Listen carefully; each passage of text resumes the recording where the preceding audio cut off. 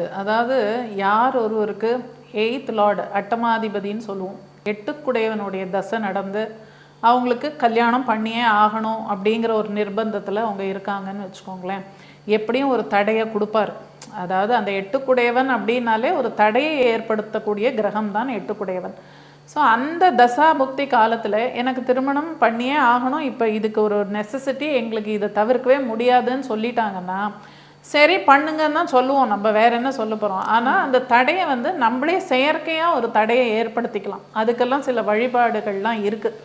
செயற்கையாக ஒரு தடையை ஏற்படுத்தி அந்த தடையை நடந்த மாதிரி நம்ம அக்கௌண்ட் காமிச்சிட்டு அதுக்கப்புறம் கல்யாணத்தை பண்ணலாம். ஒரு உதாரணத்துக்கு ஒன்று சொல்கிறேன் பாருங்கள்.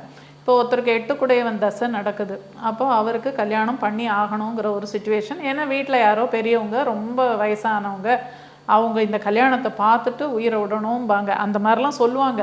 ஏன்னா அந்த அளவுக்கு அவங்க ரொம்ப மோசமான உடல்நிலையில் இருக்காங்க, பண்ணியே ஆகணும் அப்படிம்பாங்க.